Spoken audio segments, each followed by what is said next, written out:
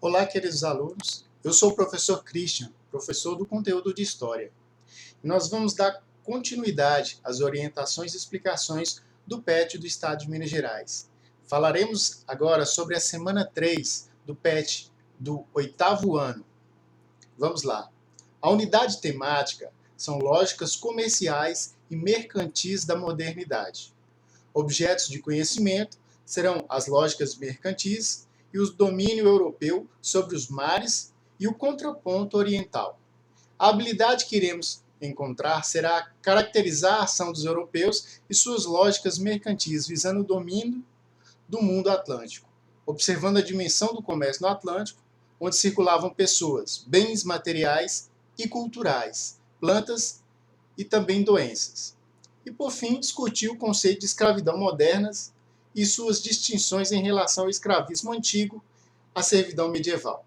Os conteúdos relacionados será a primeira forma de exploração e organização do trabalho, as diferentes formas de resistências dos colonizados, a organização e funcionamento das sociedades coloniais e a expansão da colonização portuguesa, as novas configurações geográficas do território brasileiro e os impactos causados pela expansão colonizadora para a população indígena e africana. A interdisciplinaridade fica lá com geografia. Bom, o tema principal é a escravidão, dentro da lógica mercantil europeia, no contexto da modernidade. Então, falaremos sobre o comércio do Atlântico, pessoal, um importante comércio para os europeus, sobretudo para os povos que mais exploravam essas terras, que eram os portugueses, espanhóis, ingleses, holandeses e franceses. E esse comércio que unia a Europa, a América e a África, também chamado como comércio triangular. Temos aqui uma imagem sobre o comércio triangular. A gente chama o comércio de triângulo, né, o triangular, porque envolve 3 continentes. A Europa Ocidental, o continente africano e o continente americano, seja ele na América do Sul, na América Central, no Caribe e a América do Norte, com as 13 colônias inglesas. Então, esse comércio era feito da seguinte forma. Os países europeus, eles começavam esse comércio indo para a África e lá explorando os escravos, comprando escravos. Há de se lembrar que a escravidão ela não foi imposta apenas pelos europeus aos africanos ou os índios aqui no Brasil. Já existia o escravo na África, de uma tribo que escravizava outra tribo. Com isso, os europeus levavam objetos manufaturados, como tecidos, e trocavam por escravos na África, de uma tribo. Esses escravos eram trazidos para a América, especialmente aqui na costa da América do Sul, no Brasil, no Caribe, e esses escravos eles eram vendidos, trocados por objetos primários, como algodão, açúcar, café e tabaco. Essas fontes de riquezas eram levadas de volta para a Europa, onde era revendida para outras nações. E esse comércio era muito lucrativo para essas nações europeias. Continuidade, a gente vai falar que o continente americano, de grande diversidade cultural e geográfica na história, quando os europeus aqui chegavam no continente americano, eles tentaram explorar diversas formas. Eles chamavam aqui de Novo Mundo. Só que essa terra já era ocupada por outras civilizações. E civilizações também tão desenvolvidas como as europeias, como os maias, os astecas, os incas. Os maias viveram na América Central, os astecas também na América Central e um pedaço da América do Norte, e os incas aqui na América do Sul. Essas civilizações nativas aqui na América eram sofisticadas. Elas tinham grandes tradições, conhecimento científico, organização política e social. Só que eles sofreram um processo de colonização, porque os europeus chegavam com um maior poderio bélico, sobretudo os espanhóis, portugueses e ingleses, e exploravam essas terras e os nativos que aqui habitavam. Os ingleses exploravam a América do Norte, expulsando os índios do litoral para o interior, travando grandes conflitos territoriais para dominar aquela terra. Os espanhóis, por sua vez, eles cada vez mais exploravam os indígenas para trabalhar nas suas terras, com atividades econômicas, e também traziam a mão de obra escrava da África aqui para a América do Sul e para a América Central também. Então a gente pode ver no esquema abaixo os fundamentos da escravidão no Brasil. Como é que ocorria essa escravidão no Brasil?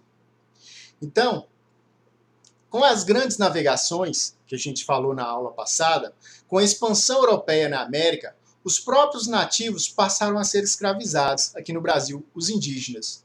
Só que essa escravidão indígena não era tão rentável para os portugueses.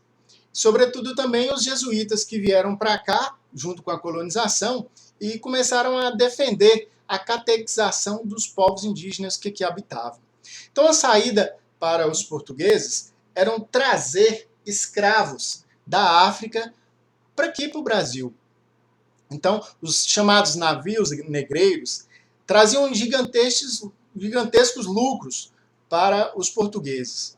Era fundamental para a relação comercial internacional, sobretudo entre Brasil, Caribe e as 13 colônias, África e Europa, como eu expliquei lá em cima, com o comércio triangular. Então, como é que foi a consequência da vinda desses escravos da África para aqui, para o Brasil? Houve uma grande parte da população nativa foi dizimada, os índios aqui. Milhões de pessoas foram retiradas de suas terras natais e levados para a América, que foi o caso dos escravos que vieram para a América, onde perdiam seus nomes, suas culturas, suas identidades e se tornavam um mero produto de venda. Esses escravos que chegavam aqui na América, sobretudo aqui no Brasil, eles não aceitavam tão facilmente essa escravidão. Então ocorriam muitas fugas, eles fugiam das terras dos seus senhores, dos produtores da cana-de-açúcar. Com essa fuga, eles formavam vários quilombos, que eram as regiões onde eles se refugiavam. Aconteciam as revoltas contra os escravocratas, então nós tivemos várias revoltas no Brasil, dos escravos contra os seus donos. A manutenção de suas identidades, culturas regionais, que eles lutavam por manter essas culturas que eles traziam para cá.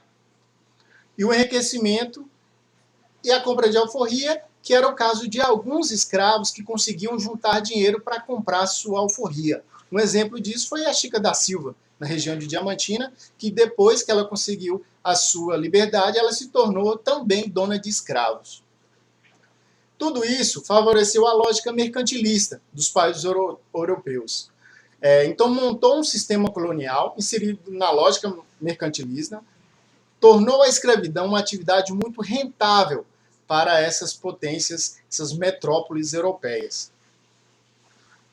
A gente tem aqui, para saber mais, a indicação de fontes para aprofundar os estudos, como o livro brasileiro Sim Senhor, sugestão de filme Quilombo, muito interessante, Quanto Vale o É por Quilo, Besouro e 12 anos de escravidão, que fala da escravidão na América do Norte. Sugestão de documentário, a gente tem Caminhos da Reportagem, e nós temos também a sugestão de site do Brasil Escola, que vem aprofundar o estudo sobre o tema. Bom, na atividade dessa semana, nós teremos apenas uma atividade, que pede a seguinte explicação. Os portugueses transportavam 500 cativos numa caravela, enquanto os holandeses não embarcavam mais que 300 num navio grande.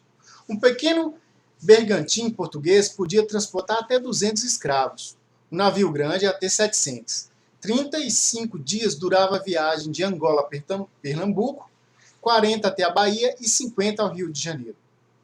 Bom, tomamos como ponto de partida a citação acima, faça uma pesquisa acerca da vinda dos indígenas e negros africanos no período da colonização, acerca da vida deles. Investigo as condições dos cativos africanos na travessia do Atlântico, a captura dos indígenas no território colonial, as condições de trabalho, as relações pessoais, as relações de sujeição e rebeldia, as formas de resistência cultural que os negros tinham, e em seguida produza um texto com o tema A Escravidão no Brasil, e dê um título. Então convido a vocês a pesquisar sobre o tema os meios digitais e depois produzir um tema com todas essas informações. Peço que curtam e compartilhem ao máximo esse vídeo para que chegarem a outros colegas. Um grande abraço e até a próxima!